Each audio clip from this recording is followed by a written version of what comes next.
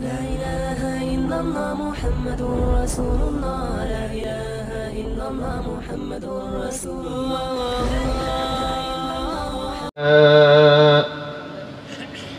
ومولانا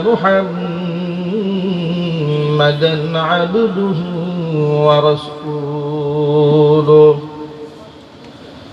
الذي أرسله بالحق بشيرا ونذيرا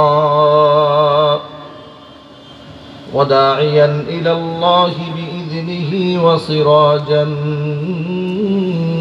منيرا فقد قال الله تعالى في كلامه المجيد وفي فرقانه الحميد أعوذ بالله من الشيطان الرجيم بسم الله الرحمن الرحيم إن الله وملائكته يصلون على النبي يا أيها الذين آمنوا صلوا عليه وسلموا تسليما اللهم صل على محمد وعلى آل محمد كما صليت على إبراهيم وعلى آل إبراهيم إنك حميد مجيد اللهم بارك على محمد وعلى آل محمد كما باركت على إبراهيم وعلى آل إبراهيم إنك حميد مجيد ঈমানের পথে অবিচল থেকে আমার মরণ যেন হয়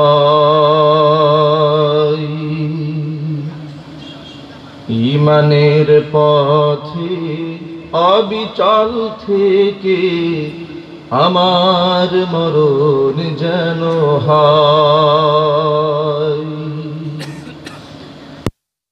আর কাছে মিনতি আমার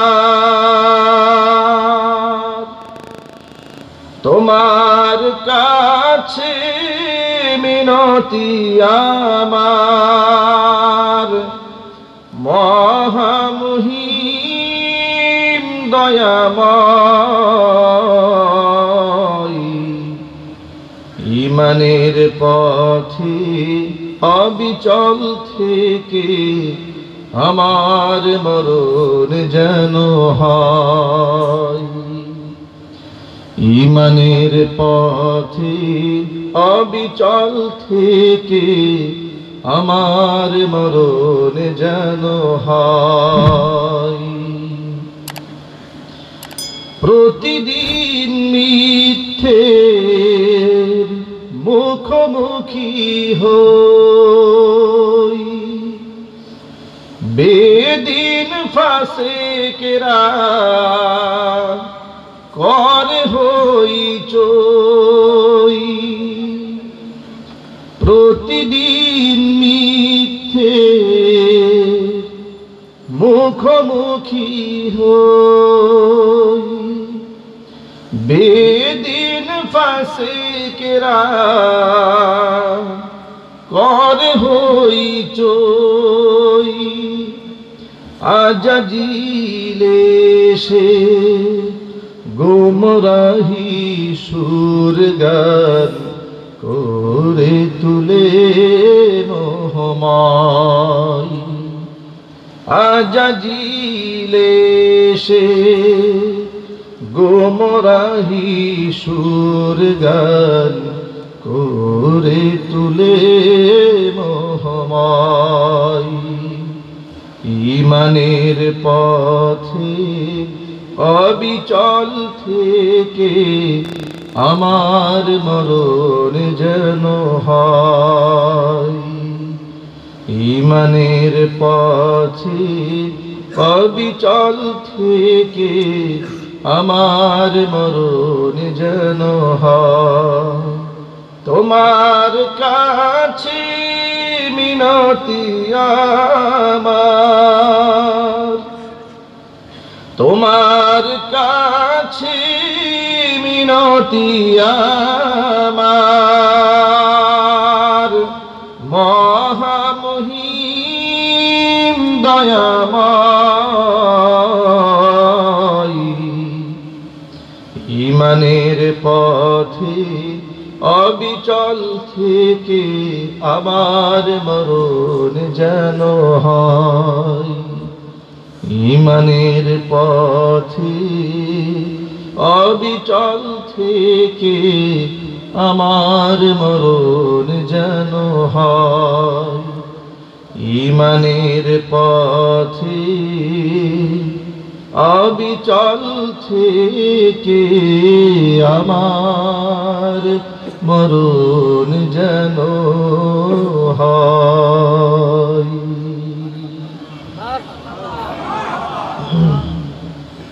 সকলে বলুন আল্লাহুম্মা আমিন। ঐতিহ্যবাহী মৌলভীবাজার বড়লেখা সুজানগর আজিমগঞ্জ খাদিমুল কোরআন পরিষদ কর্তৃক আয়োজিত আজকের এই বিশাল তাফসীরুল কোরআন মহাসম্মেলনের শেষ অধিবেশনের সম্মানিত সভাপতি সাহেব,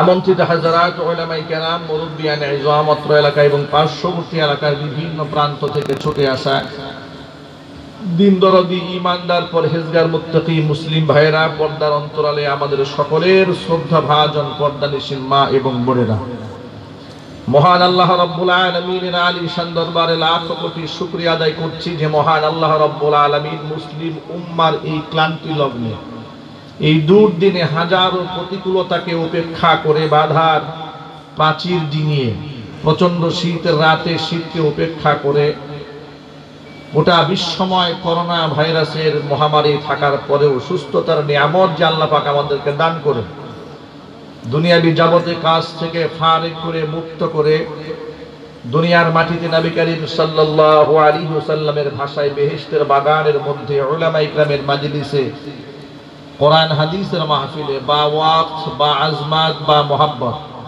শামিল হওয়ার তৌফিক দান করেছেন। এজন্য আপনারা খুশি না বেজার? কম না বেশি?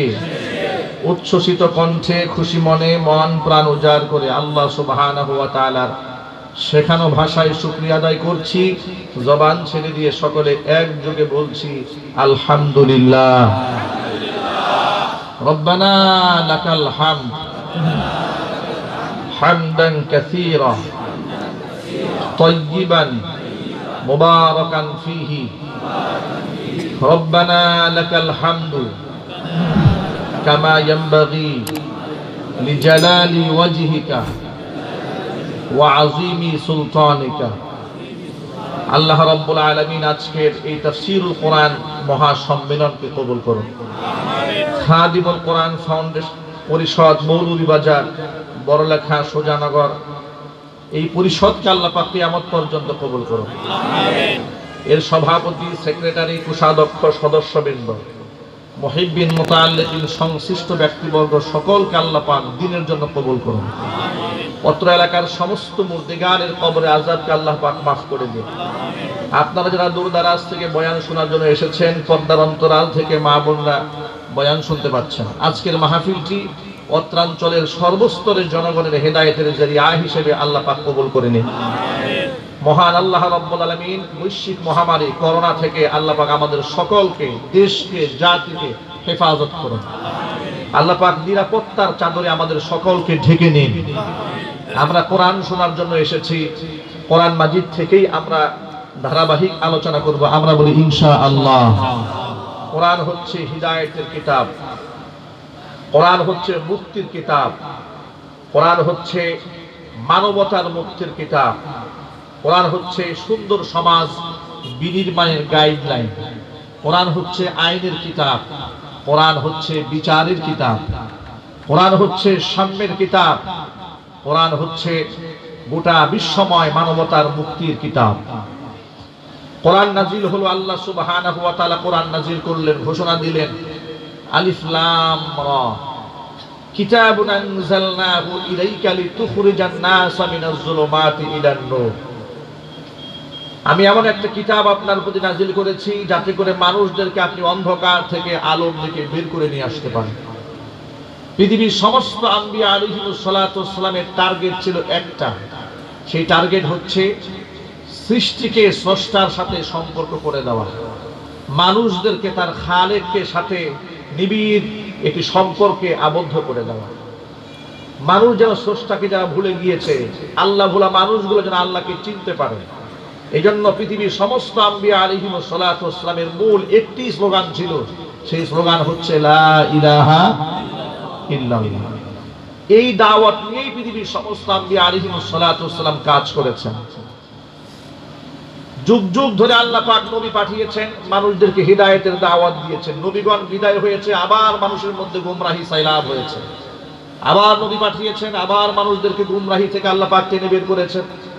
যখন আম্বিয়া আলাইহিমুস সালাতু ওয়াস সালামের গ্যাপ হয়েছে, তখন পৃথিবীর মানুষ আবার অন্ধকারে নিমজ্জিত হয়েছে।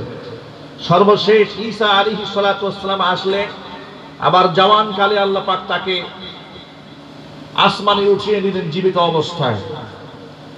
প্রায় 700 বছরের একটা গ্যাপ হয়ে যাচ্ছে পৃথিবীবাসী নবী থেকে, রাসূল থেকে, বিশ্ববাসী মাহরুম থেকেছে। আবার পৃথিবী তিমিরাচ্ছন্ন অন্ধকারে ছেয়ে গিয়েছে। আবার গোটা দুনিয়ার মানুষ মানবতা হারিয়ে ফেলেছে, ইনসাফ ভুলে গিয়েছে। তাওহীদের উপর ভিত্তি করে যেই ঘরের নির্মাণ হয়েছে, পৃথিবীর সর্বপ্রথম ঘর, সেই বাইতুল্লাহ আল কাবার ভেতরে তারা 360খানা মূর্তি পর্যন্ত সেখানে ঢুকিয়ে দিয়েছে। এমন অন্ধকার অবস্থার মধ্যে আল্লাহ সুবহানাহু ওয়া তাআলা রাসূল পাঠালেন, কোরআন পাঠালেন, হেদায়েত দিলেন, সত্য দিক দিয়ে আল্লাহ পাক তার রাসূলকে পাঠালেন। কিন্তু কোরআনটাকে আল্লাহ পাক এত সুন্দর করে মানব জাতির সাথে সেট করে আল্লাহ পাক এই জমিনে বিধানগুলো কায়েম করতে বললেন। আল্লাহ যদি চাইতেন, যেহেতু বিধান আল্লাহর গোলাম আমরা, আল্লাহ যে কোনো মুহূর্তে তো আল্লাহ পাক যে কোনো বিধান বান্দার উপর আরোপ করতে পারেন, সেই ক্ষমতা কি আল্লাহর নাই? আরো জোরে বলতে হবে। যেহেতু স্রষ্টা আল্লাহ, আমরা তার গোলাম, ফাআলুল লিমা ইউরিদ, যা খুশি তিনি তাই করতে পারেন। তাকে বাধা দেওয়ার কেউ নাই, জবাবদিহিতা করার কেউ নাই। ইচ্ছা করলে আমার উপরে কষ্ট হোক, দুঃখ হোক, দুর্দশা হোক, যাই হোক না কেন, আল্লাহ মন চাহি যে কোনো বিধান বান্দার উপর আরোপ করতে পারেন। এই ক্ষমতা আল্লাহর আছে না নাই? কিন্তু আল্লাহ পাক তা করেন। আল্লাহ পাকের দয়াটা লক্ষ্য করেন। আল্লাহ সুবহানাহু ওয়া তাআলা কোরআন মাজিদের মধ্যে বলেন, ইউরিদুল্লাহু বিকুমুল ইউসরা ওয়া লা ইউরিদু বিকুমুল উসরা। আমি আল্লাহ তাআলা সকল ক্ষেত্রে তোমাদের সহজতা চাই। তামাম দুনিয়ার সমস্ত বিধানগুলোকে সহজভাবে তোমাদের সামনে, তোমাদের জীবনের সাথে সেট করে দিতে চাই। ওয়ালা ইউরিদু বিকুমুল উসরা, কঠিন কোনো বিধান আমি তোমাদের উপর আরোপ করে দিতে চাই না। এই বিষয়টি সূরা বাকারার ভিন্ন আয়াতে আল্লাহ পাক এভাবে বলেন, লা ইউকাল্লিফুল্লাহু নাফসান ইল্লা উসআহা লাহা মা কাসাবাত ওয়া আলাইহা মাকতাসাবাত। মানুষের সাধ্যাতিরিক্ত কোনো বিষয় আমি কারো উপর চাপায়ে দেই না। পৃথিবীতে মানুষ কল্যাণকর যা করে তার বিনিময় সে পাবে, সেটা তার পক্ষে যাবে। আর ক্ষতিকর কিছু করলে ওয়া আলাইহা, সেটা তার উপরে আরোপিত হবে। পৃথিবীর পৃথিবীর সমস্ত মানুষ মিলেও যদি অন্যায় করে, এতে করে আমি আল্লাহর কোনো ক্ষতি হবে না। আর বিশ্বের সমস্ত মানুষ মিলে যদি ভালো করে, আমি আল্লাহর ভালো মন্দই কিছুই হবে না। ভালো করলে আমাদেরই ভালো হবে, খারাপ করলে সেটা আমাদের উপর আরোপিত হবে। তামাম দুনিয়ার মধ্যে যত প্রকার বিপর্যয় হয়, মুসিবত আসে, সব আমাদের পাপের কামাই করা, হাতের কামাই করা পাপের প্রায়শ্চিত্ত আল্লাহ পাক দেন। তবে এই আযাব দেওয়াটাও বান্দার প্রতি আল্লাহ পাকের রহমত। তার কারণটা কি শুনেন, আল্লাহ পাক বলছেন যাহারাল ফাসাদু ফিল বাররি ওয়াল বাহরি বিমা কাসাবাত আইদিন নাস লিয়ুযীকাহুম বা'দাল্লাযী আমিলু লাআল্লাহুম ইয়ারজিউন। জলে স্থলে যত বিপর্যয় নেমেছে, সৃষ্টি হয়েছে, সব মানুষের হাতের কামাই করা।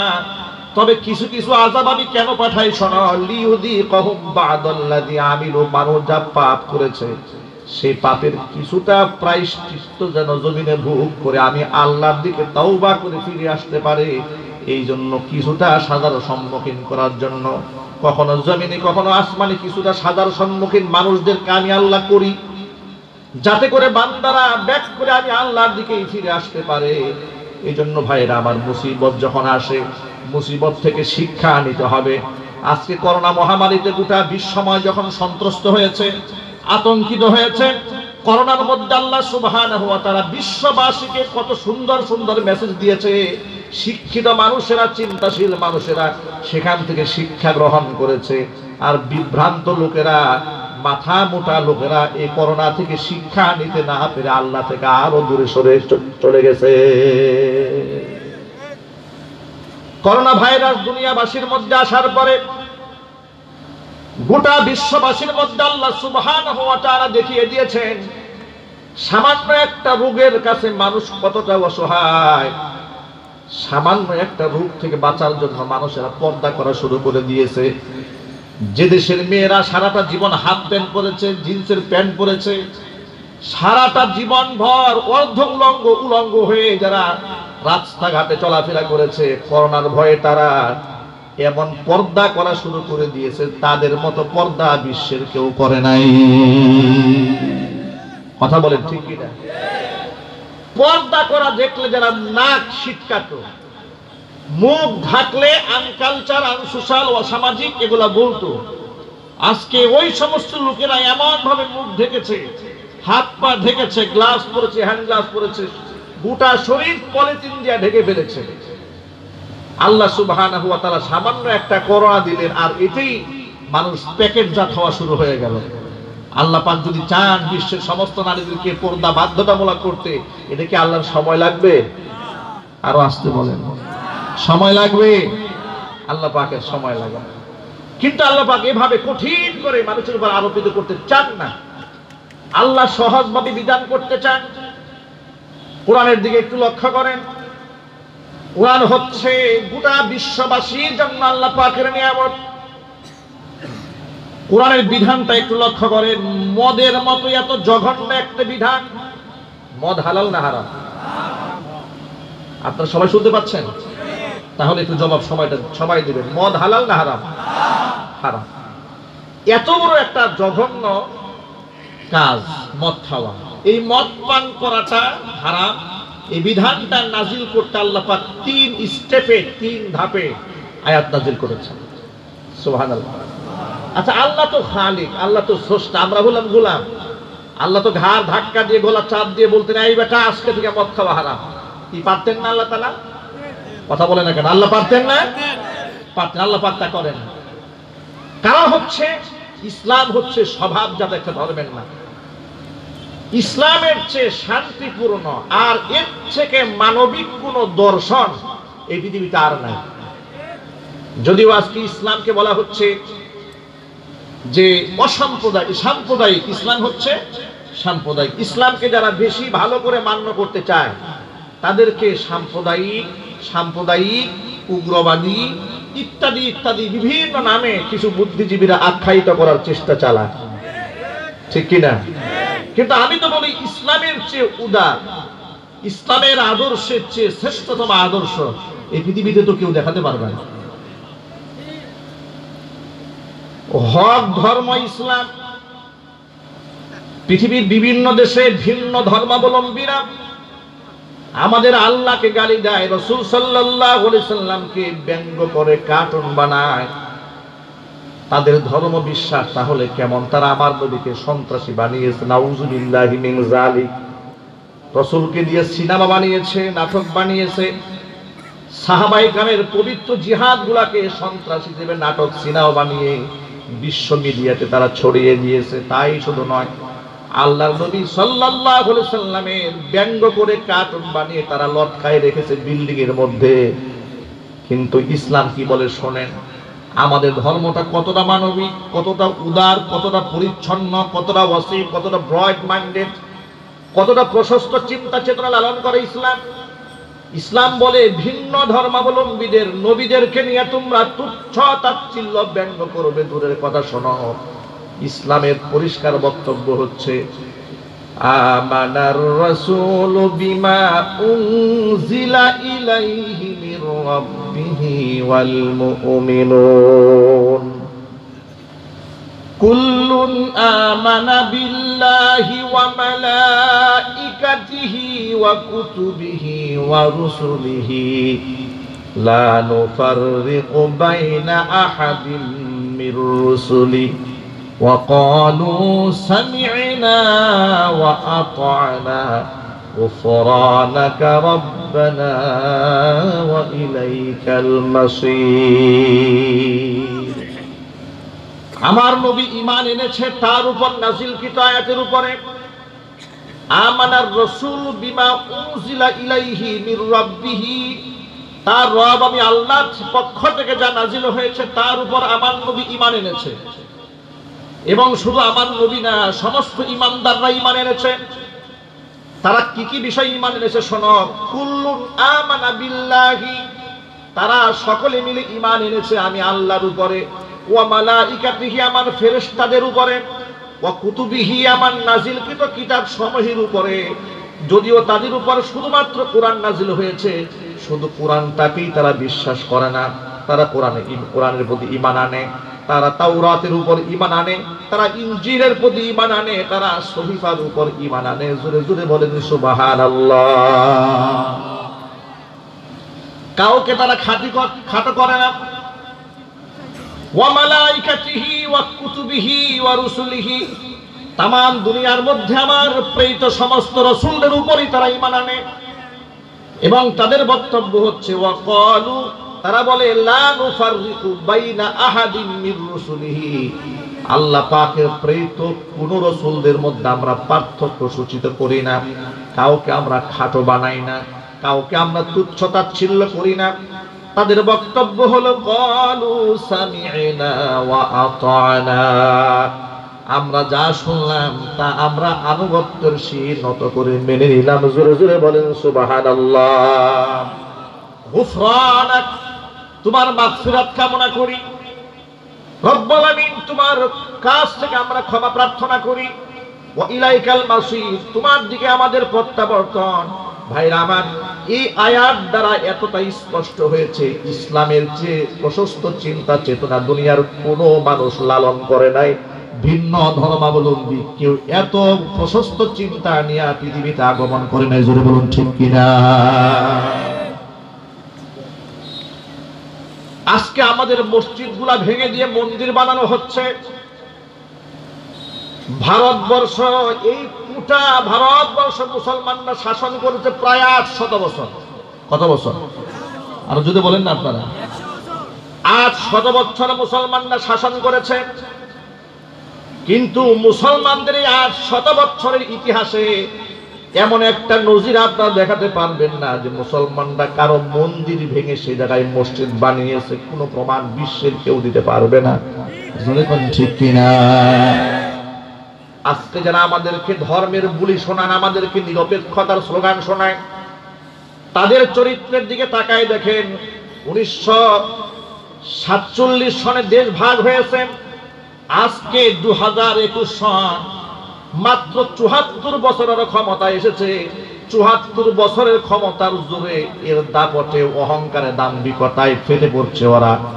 আজকে স্লোগান দিচ্ছে মুসলমানদেরকে ভারতে ওরা থাকতে দেবে না। শুধু তাই না, এমন কাজ করেছে 500 বছরের আগের পুরাতন জামে মসজিদ, বাবরি মসজিদটাকে অবৈধভাবে ভেঙে দিয়ে সে জায়গার মধ্যে মন্দির নির্মাণ কাজ শুরু করে দিয়েছে।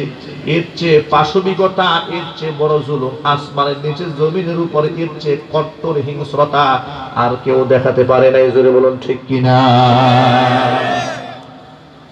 ওরা আমাদেরকে মানবতা শেখায়। ভারতবর্ষ 1947 সালে যখন ভাগ হয়েছে, 97,000 মুক্তিযোদ্ধা সেখানে অংশগ্রহণ করেছে।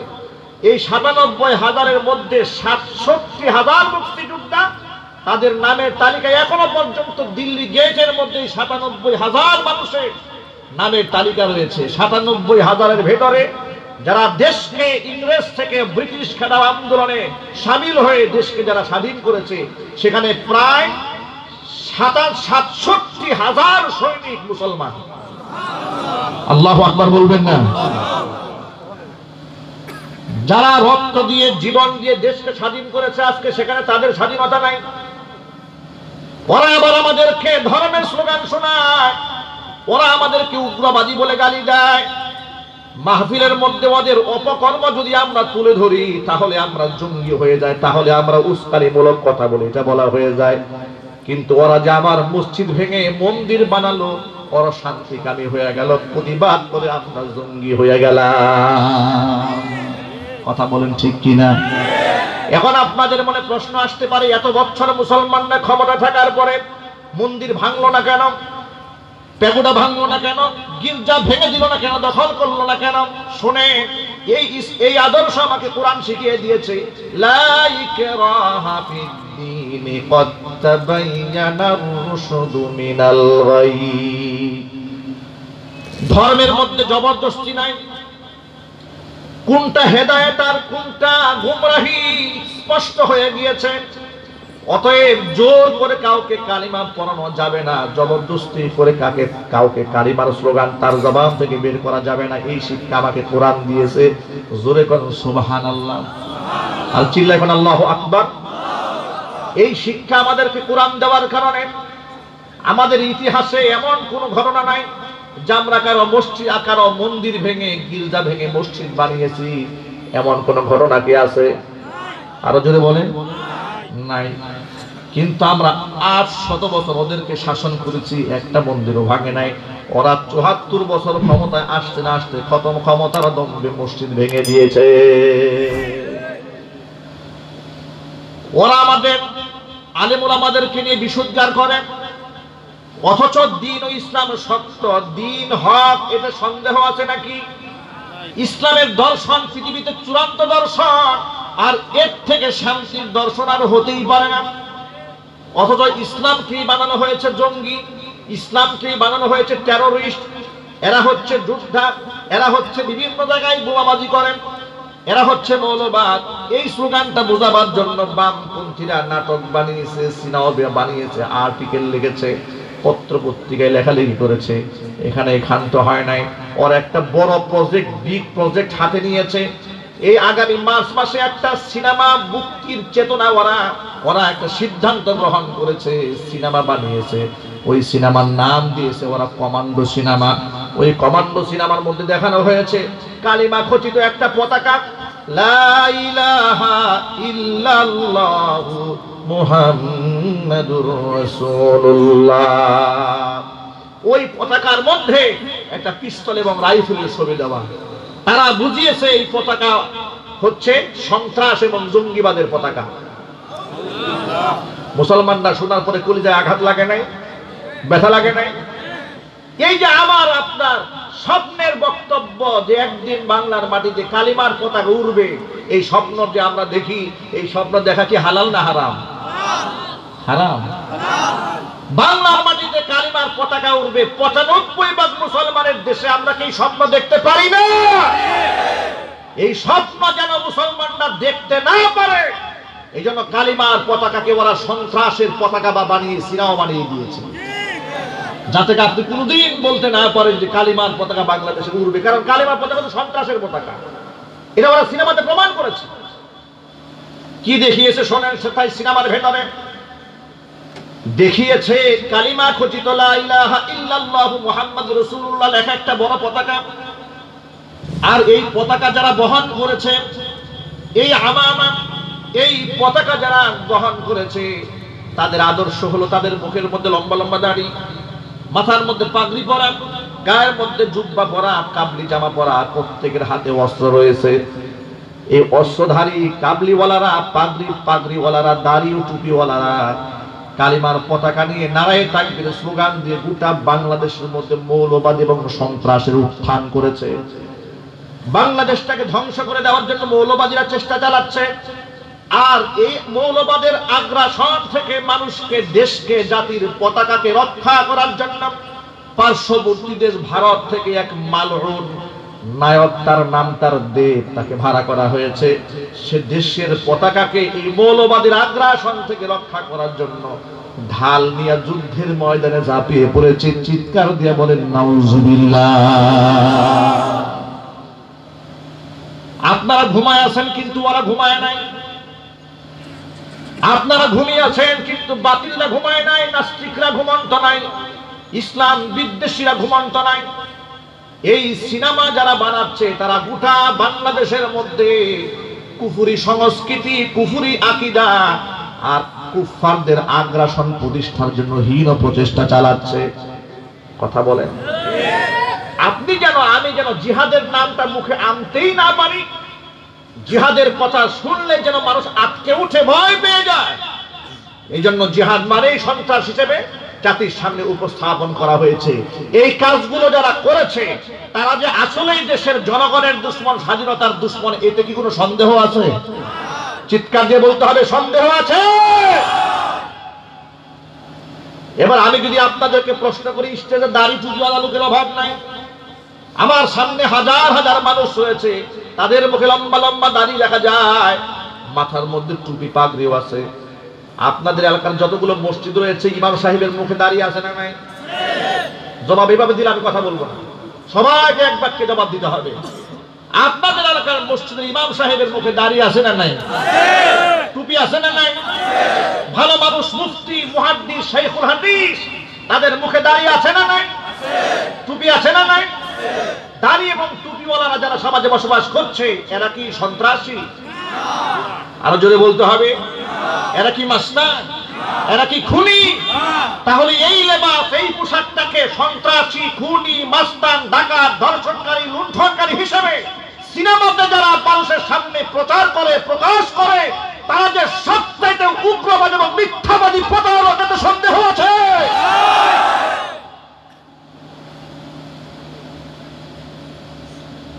এভাবে ওরা দেশটাকে ধ্বংস করার পায়তারা চালাচ্ছে। আর আমরা এখনো আছি গুতাগুতির মধ্যে। এটা আলিয়ার হুজুর, এটা কওমির হুজুর, এটা ওয়াহাবি হুজুর, এটা সুন্নি হুজুর, পিঠের চামড়া থাকবে না।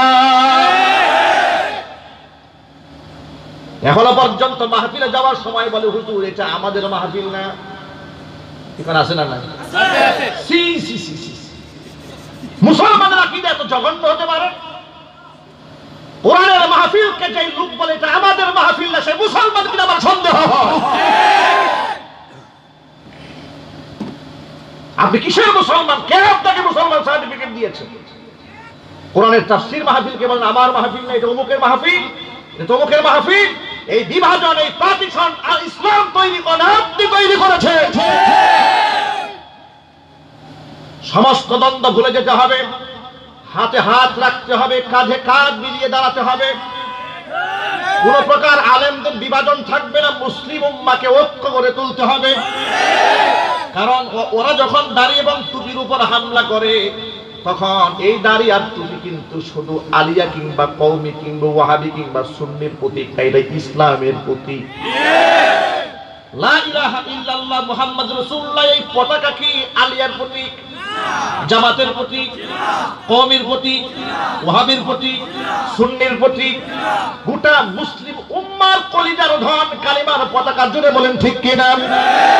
আজকে যারা এই কালিমার পতাকাকে সন্ত্রাসের আলামত হিসেবে চিহ্নিত করার ষড়যন্ত্র চালাচ্ছে, কলিজা ফেটে কান্না আসে। এখনো পর্যন্ত মুসলমানরা এক হতে পারলো না, গুতাগুতির মধ্যে আছে এখনো।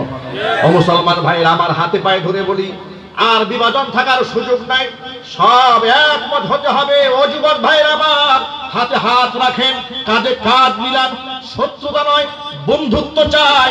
দিনের পতাকা বাংলার মাটিতে সম্মিলিত ভাবে আঁকড়ায় ধরে উঠে রাখতে চাই। রাজি আছেন?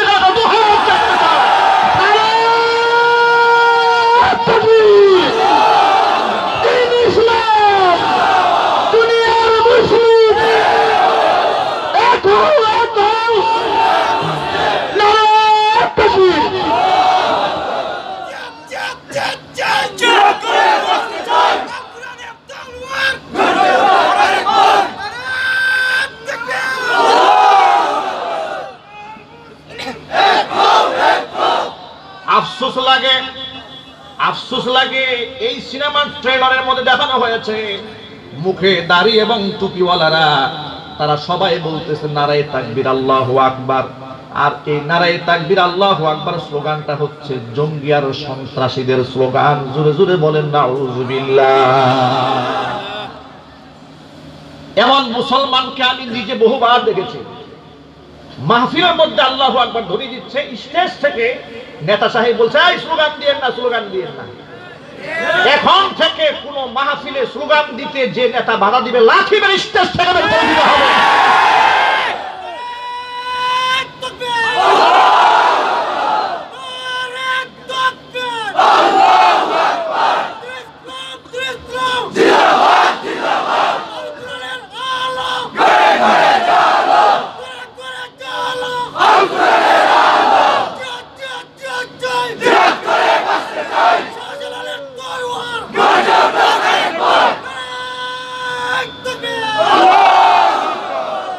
আপনারা বুঝে নেবেন যে মুসলমান আল্লাহু আকবার ধ্বনি সহ্য করতে পারে না, ও মুসলমান নয়, মুনাফিক। কথা বলতে হবে, ও মুসলমান না মুনাফিক। মুনাফিকের স্থান মাহফিলের স্টেজ হতে পারে না, বলে বলতে হবে। মুনাফিকের স্টেজে, মুনাফিক এই কোরআনের স্টেজে থাকতে পারবে না। কোরআনের স্টেজে থাকতে হলে কোরআনের মুহাব্বত নিয়েই থাকতে হবে, না হয় কান ধরে বের হয়ে যেতে হবে। আমাদের নম্রতাকে ওরা দুর্বলতা মনে করে, ঠিক কিনা? হাজার মানুষের মধ্যে কোথাকার কোন পাগল ছাগল এসে মাহফিলে বাধা দেয়, সাহস পায় কেমনে? কথা বলে। হাজার হাজার মানুষের ভিড়ে একজন পাপী শয়তান এসে আমাকে বাধা দেবে, আর আমি সেটা আস্তে করে মেনে নেব। ইসলাম যেমন নরম, রুহামাউ বাইনাহুম আশিদ্দাউ আলাল কুফফার, আমি আমার ভাইয়ের ক্ষেত্রে নরম, ইসলামের দুশমনের ক্ষেত্রে আমার থেকে আমার কেউ হতে পারবে না।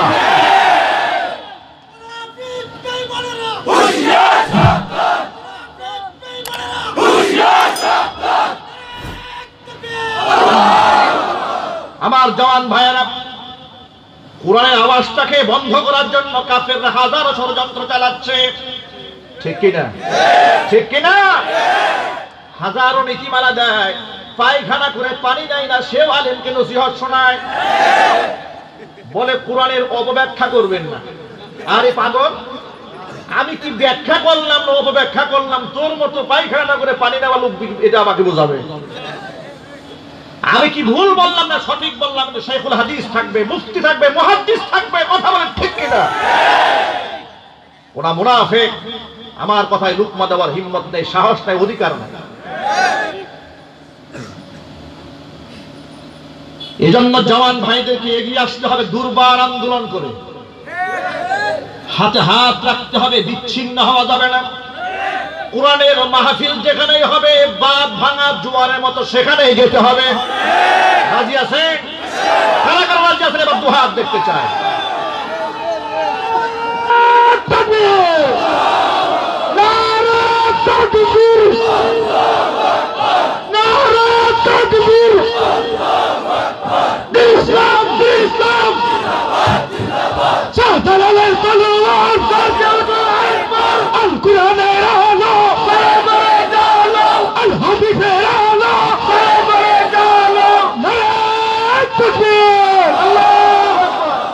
আমার জওয়ান ভাইয়েরা, কালিমার পতাকা লা ইলাহা ইল্লাল্লাহু মুহাম্মাদুর রাসূলুল্লাহ সাল্লাল্লাহু আলাইহি ওয়াসাল্লাম আমার কলিজার পতাকা।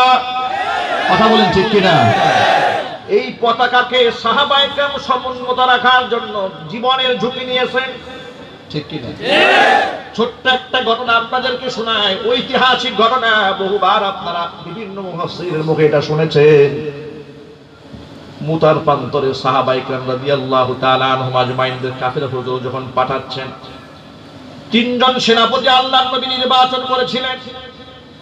জাফর বিন আবি তালিব রাদিয়াল্লাহু তাআলা আনহু, যায়েদ বিন হারিসা রাদিয়াল্লাহু তাআলা আনহু, আব্দুল্লাহ ইবনে রাওয়াহা রাদিয়াল্লাহু তাআলা আনহু, তিনজন ব্যক্তিকে আল্লাহর নবী যুদ্ধের ময়দানে পাঠিয়ে দিবেন, সেনাপতির দায়িত্ব দিয়ে দিলেন। জাফর বিন আবি তালিব রাদিয়াল্লাহু তাআলা আনহু স্ত্রীর কাছ থেকে বিদায় নেওয়ার সময় ডাক দিয়ে বলে, প্রাণের স্ত্রী, হক বুঝি আদায় করতে পারি নাই, মাফ করে দিও, ক্ষমা করে দিও। আল্লাহর নবী আমাকে মুতার প্রান্তরের সেনাপতির দায়িত্ব দিয়েছেন, যুদ্ধের ময়দানে চলে যাচ্ছি, আমাকে ক্ষমা করে দিও, হয়তো তোমার সাথে জমিনে আমার আর কোনোদিন দেখা হবে না। আমার সন্তানদেরকে রেখে গেলাম যে আদর্শের জন্য আজকে আমি জীবন দিতে যেতেছি, আমার সন্তানদেরকেও সেই রাস্তায় তুমি বড় বানাইও। জাফর বিন আবি তালিব রাদিয়াল্লাহু তাআলা আনহুর স্ত্রী আল্লাহর কাছে হাত তুললেন, রব্বুল আমিন, আমার স্বামী জিহাদের ময়দানে যাচ্ছে, তাকে তুমি গাজী বানিয়ে আবার তুমি আমার ঘরের মধ্যে ফিরিয়ে দিও। এই কথা বলার পর জাফর রাদিয়াল্লাহু তাআলা আনহু তলোয়ারের হাতে তলোয়ার ছিল, উল্টা পিঠের আঘাত দিয়ে হাতটা নিচ দিকে নামায় দিয়ে বলছে, উল্টা দোয়া করে কাজ হবে না, এই দোয়া আল্লাহর কাছে কবুল হবে না।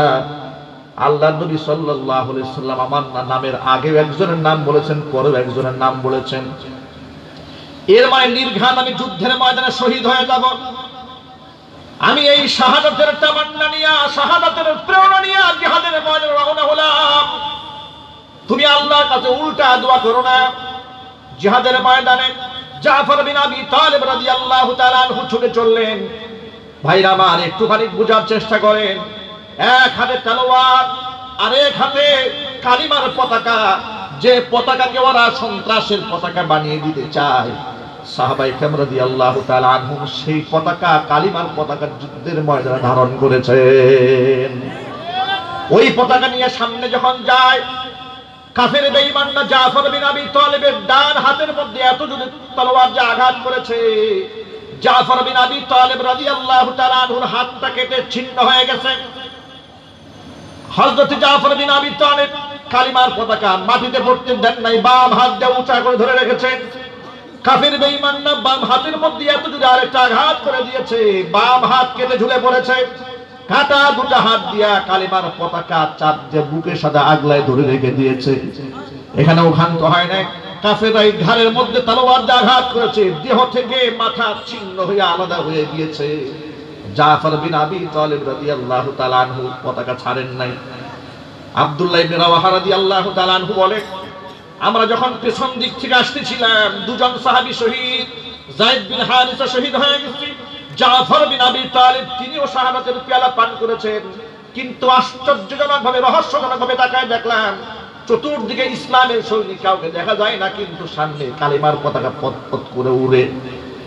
সামনে আগায় গেলাম, দেখি তো কে এটাকে ধরল। আমি যাওয়ার আগে গিয়া দেখি হযরত জাফরের ডান হাত একদিকে পড়ে আছে, বাম হাত একদিকে পড়ে আছে, জাফরের গোটা দেহটা আরেকদিকে পড়ে আছে, কল্লাটা আরেকদিকে পড়ে আছে।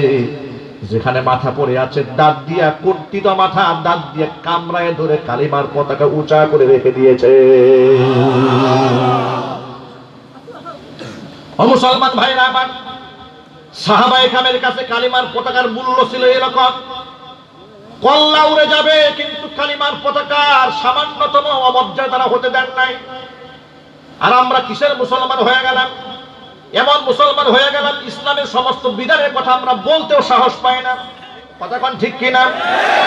মুসলমানের দেশে থাকার পরেও যদি ৯৫% মুসলমানের দেশে যদি আমি কোরআনের আইনের কথা, কোরআনের শাসনের কথা, কোরআনের বিধানের কথা বলতে সাহস না পাই, এর চেয়ে পুরা কপাল এই জমিনের মধ্যে আর কিছুই হতে পারে না। আমি আমার মাদেরকে বলবো, মায়েরা আমার, এই বুদ্ধিজীবীরা আপনাকে জেনাকার বানাতে চায়, বুদ্ধিজীবীরা আপনার চরিত্র নষ্ট করে দিতে চায়। তথাকথিত সুশীল সমাজ, চেতনাবাদের গোষ্ঠীরা চেতনার নামে আমার মা বোনদেরকে জাহান্নামের দিকে নিয়ে যেতে চায়। জোরে বলুন ঠিক কিনা?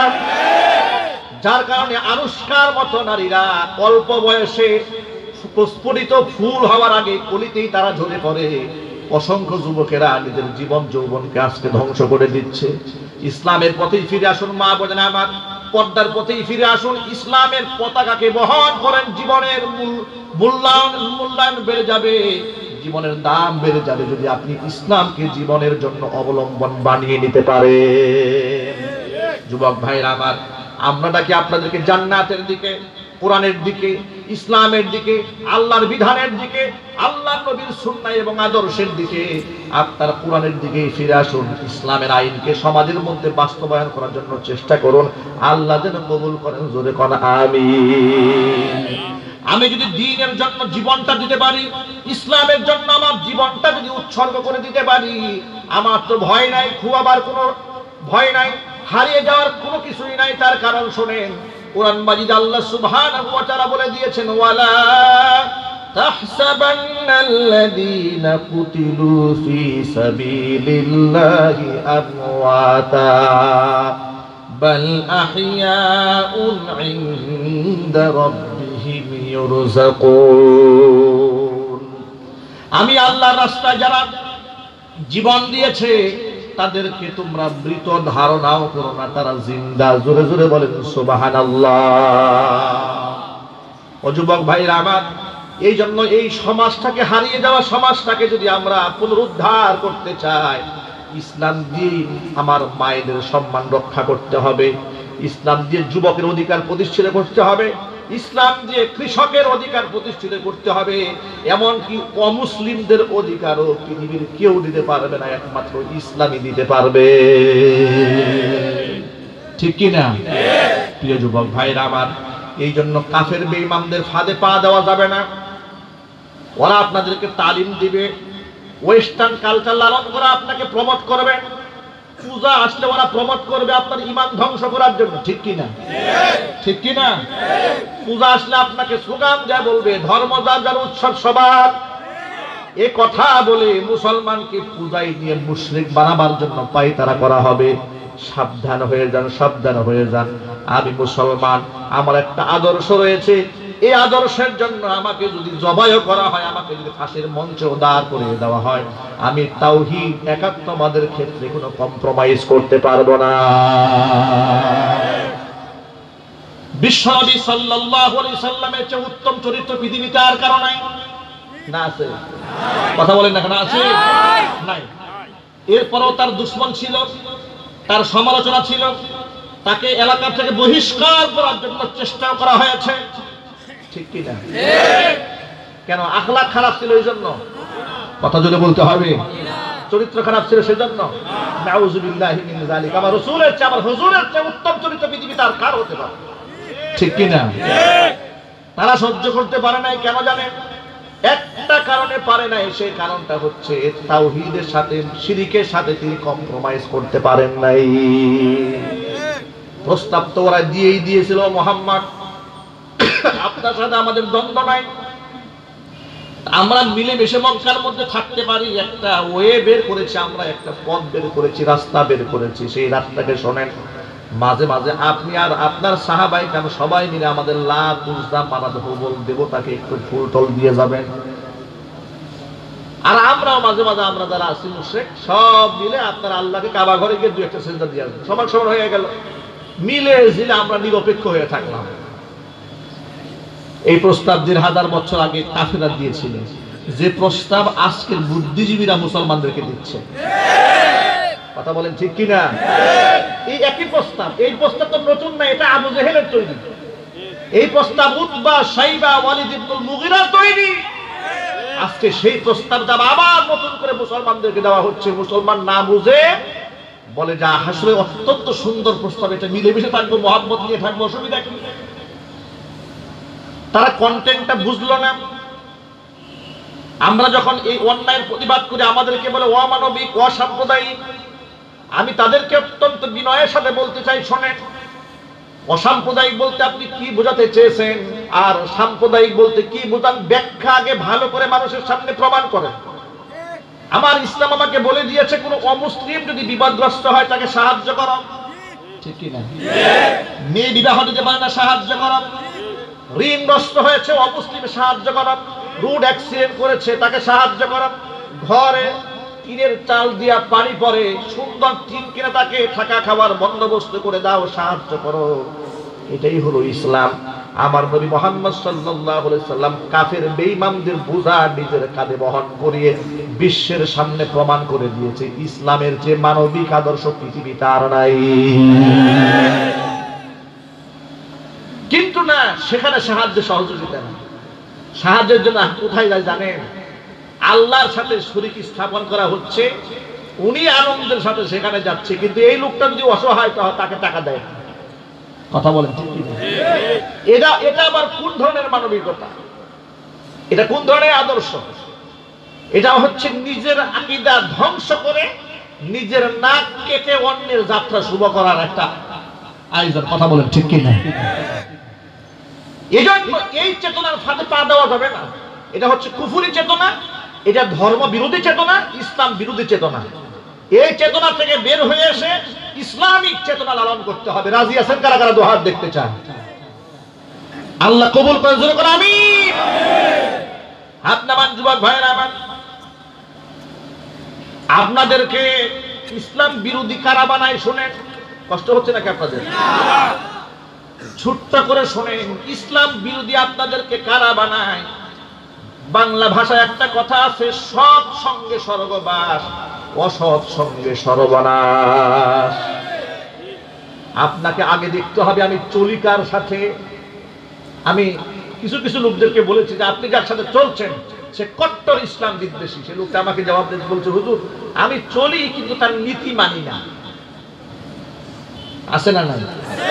আমি তার সাথে চলি কিন্তু তার নীতি মানি না। আমি বলি নীতি মানেন না, এটা আপনাকে শুধু মনে মনে লালন করলে হবে না, প্রকাশ্যে তাকে বয়কট করে বোঝাতে হবে তার নীতি থেকে আপনি প্রত্যাখ্যান করেছেন।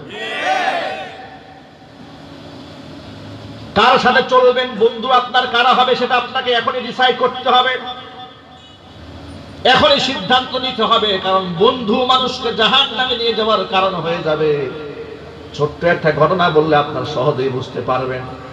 এই কোরআন মাজিদ আল্লাহ সুবহানাহু ওয়া তাআলা প্রথমত বললেন সূরা তাওবার মধ্যে, লক্ষ্য করে আল্লাহ বলছেন, ইয়া আইয়ুহাল্লাযীনা আমানুত্তাকুল্লাহ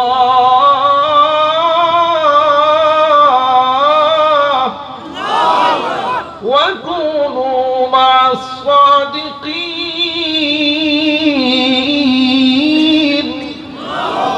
হে ইমানদারগণ, আমি আল্লাহকে ভয় করো, সাদিকিনদের সাথে থাকো, সত্যবাদীদের সাথে থাকো। তুমি আল্লাহ সত্যবাদীদের সাথে থাকতে বললেন কেন? কারণটা কি শোনেন। হাদিস শরীফের মধ্যে এসেছে, আপনি যদি একটা পেশাবখানায় যান, বাথরুমে যান, নাপাক যদি গায়ের মধ্যে নাও মাখেন, কিন্তু এরপরে বাথরুম টয়লেটের দুর্গন্ধ নাকে আসে কিনা? কথা বলেন। আপনি গায়ে নাপাক মাখেন না, কিন্তু নাকি আপনার দুর্গন্ধ আসবে। অনুরূপ ভাবে যদি আপনি আতরের দোকানে যান, আতরের ফ্যাক্টরিতে যান, আপনাদের এই এলাকা তো আগরের এলাকা, ঠিক না? আতরের কারখানা আছে না নাই? এই কারখানায় গিয়ে আপনাকে গায়ে যদি আপনি নাও মাখেন, এরপরেও আপনি নাকি ঘ্রাণ পাবেন কিনা? কথা বলে না কেন? ঘ্রাণ পাবেন কিনা? ঘ্রাণ পাবেন। এটাই হচ্ছে সৎ সঙ্গ আর অসৎ সঙ্গের একটা জ্বলন্ত উদাহরণ। আপনি যদি ভালো নাও হন, ভালো মানুষের সংস্রব আর সান্নিধ্য গ্রহণ করলে ভালো আমলের আসর আপনার দেহের মধ্যে পড়েই যাবে। আপনি যদি খারাপ মানুষের সঙ্গ নেন, খারাপ কাজ যদি আপনি নাও করেন, অবশ্যই খারাপ একটা আসর আপনার দেহের মধ্যে পড়ে যাবে। মক্কার এক কুখ্যাত ব্যবসায়ী ছিল, তার নাম ছিল উকবা ইবনে আবি মুঈত। বড় একজন ব্যবসায়ী। তার স্বভাব ছিল বিভিন্ন অঞ্চল থেকে ঘুরে এসে মক্কার বিশিষ্ট লোকদেরকে নিজের বাড়িতে দাওয়াত দিয়ে খাওয়াতো।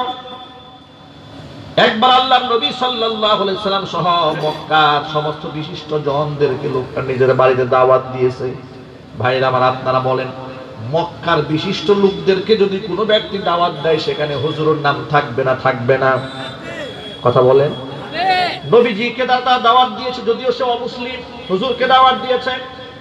আল্লাহর নবী দাওয়াত গ্রহণ করলেন। হুজুর উকবা ইবনে আবি মুঈতের বাড়িতে গেলেন। অসংখ্য বড় বড় লিডাররা বসে আছে, কুফার লিডার, তাদের সামনে হুজুরও বসা।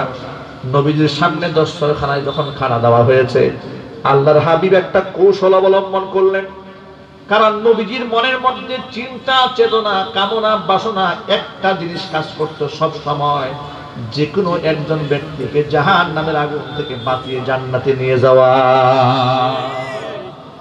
এই দরদটা হুজুরের মধ্যে কাজ করতো সব সময়। যার কারণে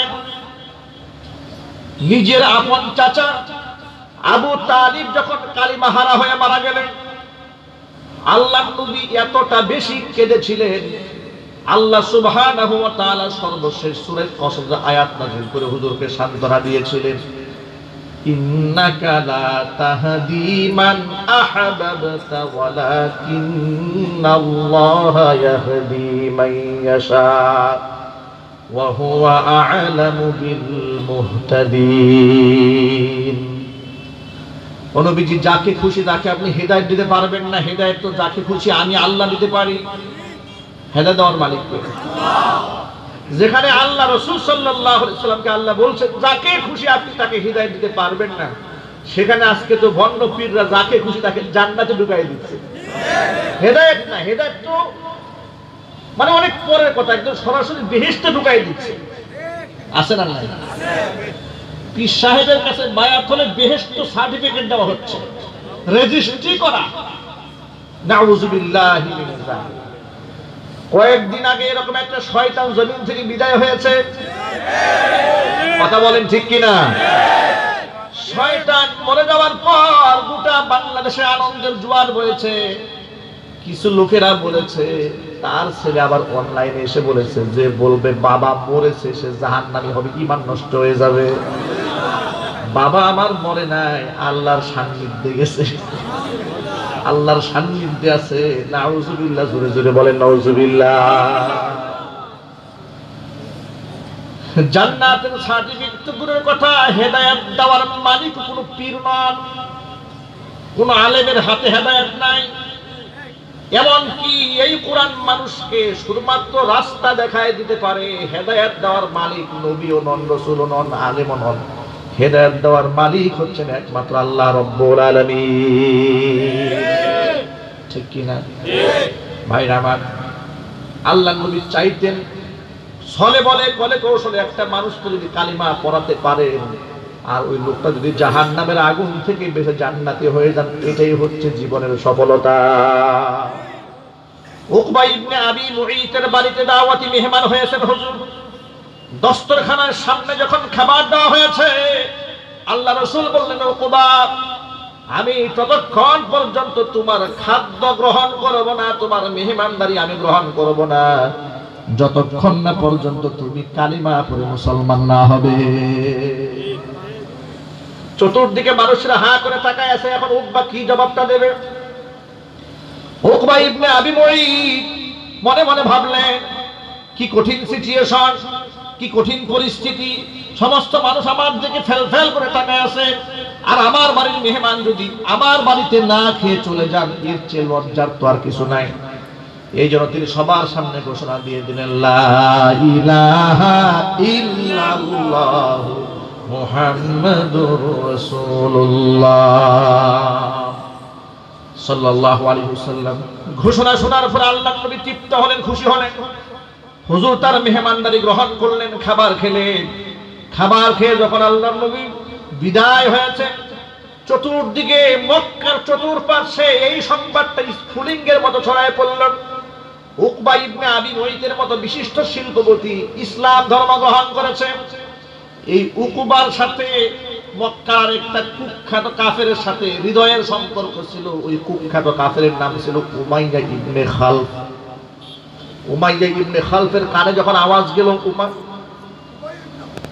উবাই ইবনে খালফ, উবাই ইবনে খালফ যখন শুনতে পেল উকবা ইবনে আবি মুঈত কালিমা পড়ে মুসলমান হয়েছে, এই সংবাদটা কানে যাওয়ার সাথে সাথে কলিজার মধ্যে হিংসার আগুন জ্বলে উঠল।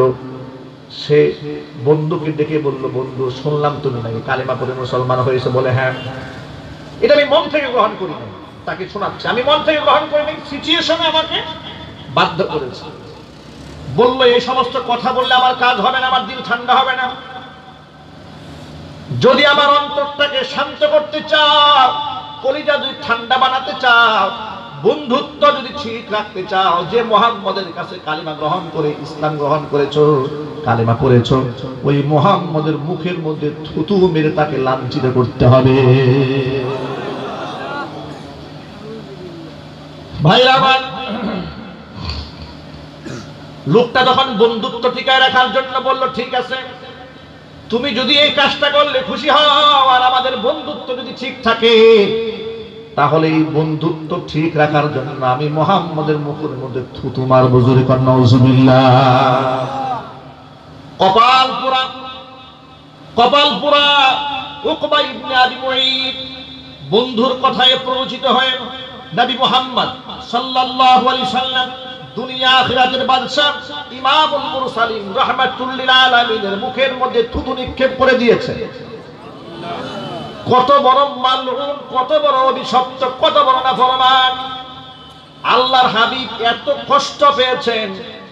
আল্লাহর নবী যখন দুঃখ পেতেন, কষ্ট পেতেন, অনেক ক্ষেত্রে হুজুর সবর করেছেন, ধৈর্য ধারণ করেছেন। কিন্তু উকবা ইবনে আবি মুঈতের এই আচরণ, হুজুরের মুখের মধ্যে থুতু মেরে দেওয়া। হুজুর এতটুকুন বললেন, এই মক্কা এরিয়ার বাহিরে যদি তুমি যাও, অবশ্যই তোমার কল্লা উড়ে যাবে, তোমাকে গজবে ধরবে। এই কথাটা চতুর্দিকে ছড়াই পড়ল যে মুহাম্মদ সাল্লাল্লাহু আলাইহি সাল্লাম ভবিষ্যৎবাণী করে দিয়েছেন, মক্কার এরিয়ার বাহিরে গেলেই এর দুর্দিন নেমে আসবে, গজব শুরু হয়ে যাবে, দেহ থেকে কল্লাটা আলাদা হয়ে যাবে। এই কথাটা শোনার পর থেকে উকবা ইবনে আবি মুঈত আর কখনো মক্কা থেকে বাহিরে বের হতো না। কিন্তু আপনারা সবাই এক বাক্যে জবাব দিয়া বলেন, নবীজির কথা সত্য না মিথ্যা, হক না বাতিল, ভুল আছে, সন্দেহ আছে, বাস্তবায়ন হবেই হবে। বেশি দিন সময় লাগে নাই। বদর যুদ্ধের মধ্যে কাফির বেঈমানরা সশস্ত্র বাহিনী রেডি হয়েছে, আল্লাহর নবী সাহাবায়ে কেরামদেরকে সমূলে জমিন থেকে উৎপাটন করে দেওয়ার জন্য চক্রান্ত করেছে। তখন এই উকবা ইবনে আবি মুঈত সে যুদ্ধের ময়দানে যাবে না, কারণ মনের মধ্যে ভয় আছে। মুহাম্মদ সাল্লাল্লাহু আলাইহি সাল্লাম ভবিষ্যৎবাণী করে দিয়েছেন, মক্কার এরিয়ার বাহিরে গেলেই কল্লা উড়ে যাবে। এই ভয়ে সে ঘর থেকে বের হতে চাচ্ছিল না। এলাকার মানুষেরা বলল, ব্যাপারটা কি, ঘর থেকে বের হও না কেন? বলে না আমি বের হব না। তুমি শুনো নাই মুহাম্মদ কি বলেছে? বলে মুহাম্মদ কি বলেছে? এই কথা বলে ভয়ে কাপুরুষের মতো ঘরে বসে থাকলে চলবে না, যুদ্ধের ময়দানে চলো। মুহাম্মদের কাফেলা ছোট্ট কাফেলা, আর তোমাদের কাফেলা বিশাল কাফেলা। বিজয় তোমাদের সুনিশ্চিত হবে। আর ধরে নিলাম যদি পরাজয় তোমাদের হয়েই যায়, বুঝতে পারো, তাহলে তোমার যে লাল উটটা আছে, ওই উটের মধ্যে সওয়ার হয়ে দৌড়ে বাড়ি চলে আসবা। সর্বশেষ এই উকবা ইবনে আবি মুঈত যুদ্ধের ময়দানে রওনা হয়েছে। কপাল কত খারাপ। হযরত আলী কাররামাল্লাহু ওয়াজহা, আল্লাহর নবী সাল্লাল্লাহু আলাইহি সাল্লাম তাকে দায়িত্ব দিয়েছেন, এই উকবাকে ধরাশয় করার জন্য দায়িত্ব দিয়েছেন। উকবা নিজের উটের উপর সওয়ার হয়েছে, পালিয়ে যাওয়ার জন্য নিজের বাড়ির রাস্তা নিজে হারিয়ে ফেলেছে। ফয়সালা কার? আর যদি বলতে হবে ফয়সালা কার? বদর প্রান্তে এই দুজনই বন্ধু গজবে বিদায় হলো, লানত নিয়ে বিদায় হলো, জাহান্নামের টিকিট প্রাপ্ত হয়ে গেল। কোরআন মাজিদে তাদের ব্যাপারে আল্লাহ ঘোষণা দিয়েছেন, ইয়াউমা ইয়া'আদ্দুয যালিমু আলা ইয়াদাইহি ইয়াকুলু ইয়া লাইতানি ইত্তাখাযতু মা'আর রাসূলি সাবিলা।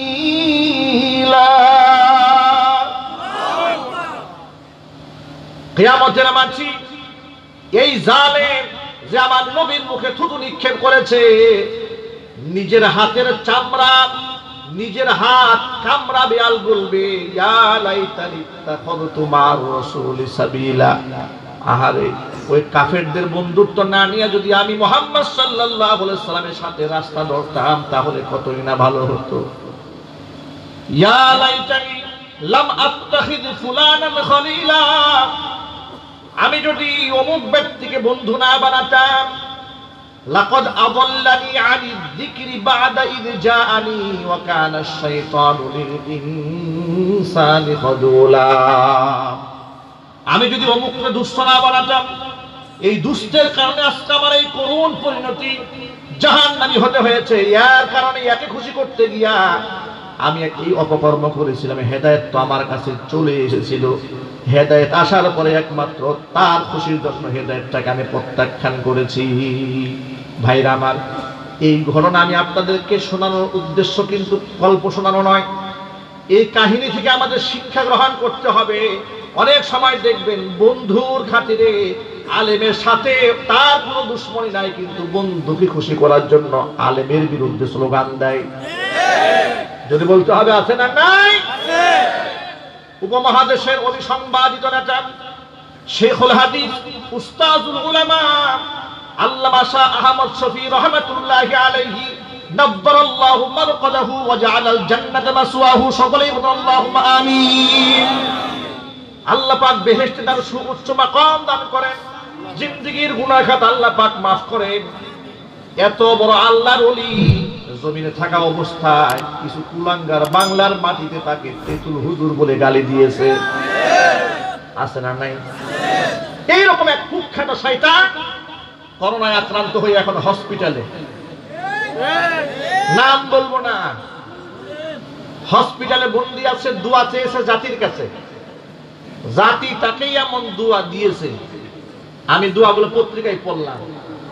এই দোয়ার লিস্ট আর তালিকা সময়ের কণ্ঠস্বর অনলাইন পত্রিকায় দেখে মনে মনে ভাবলাম, এরকম দোয়া যদি করোনায় আক্রান্ত হওয়ার আগেও পাইত, আর এই দোয়া যদি দেখতো স্ট্রোক করে করোনা হওয়ার আগেই মরত। কথা কোন ঠিক কিনা? আলেমদের সাথে যারাই বেয়াদবি করেছে, বেইজ্জতের মালা আল্লাহ পাক গলার মধ্যে পরিয়ে দিয়েছে। কয়েকদিন আগে একজনে আলেমদের